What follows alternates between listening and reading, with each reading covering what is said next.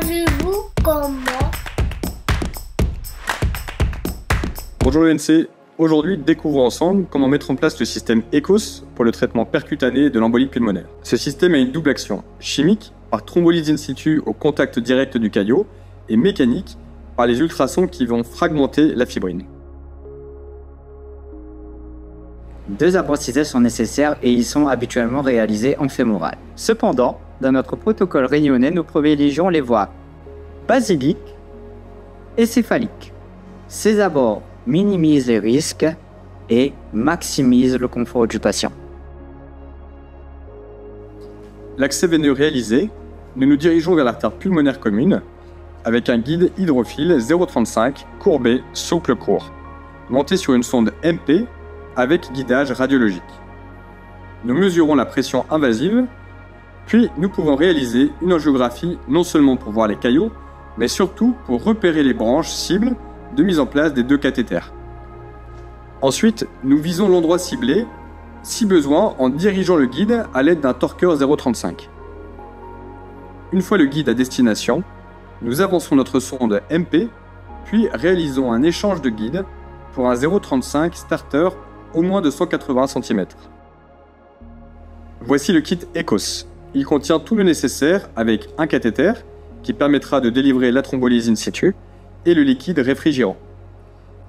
Et voici la sonde ultrasonique, très fragile, qu'il faut manipuler avec précaution. Là, nous allons pouvoir avancer notre cathéter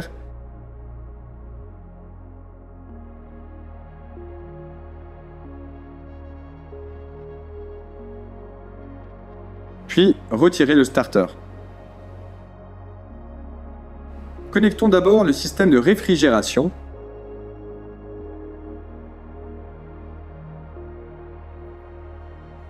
et ensuite l'actilise.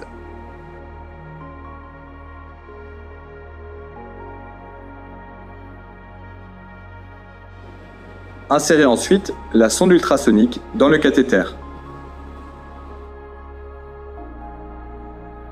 Les ultrasons peuvent être activés maintenant ou une fois les deux systèmes en place. Répétons maintenant la procédure pour le second côté en respectant les mêmes étapes.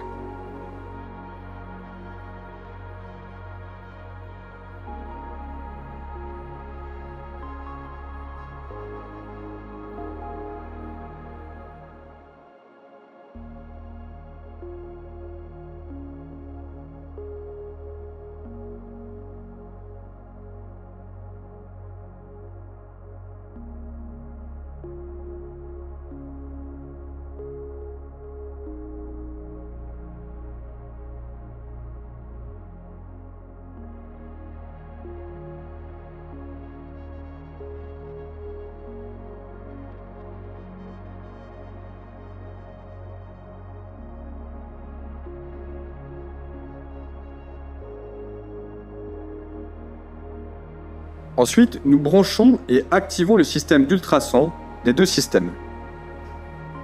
Puis, nous fixons tout le système à la peau pour éviter tout recul. Ensuite, le patient est transporté en USIC pour surveillance. L'immobilité et la surveillance des symptômes, des constantes et les points de ponction sont cruciaux. Les protocoles initialement retenaient 12 heures de thérapie dans la chambre, mais les nouvelles données sont en train de revoir cette durée à la baisse. Il ne faut pas faire d'échographie de contrôle avant l'arrêt des ultrasons ECOS. Alors, savez-vous mettre en place ce système ECOS? Maintenant oui!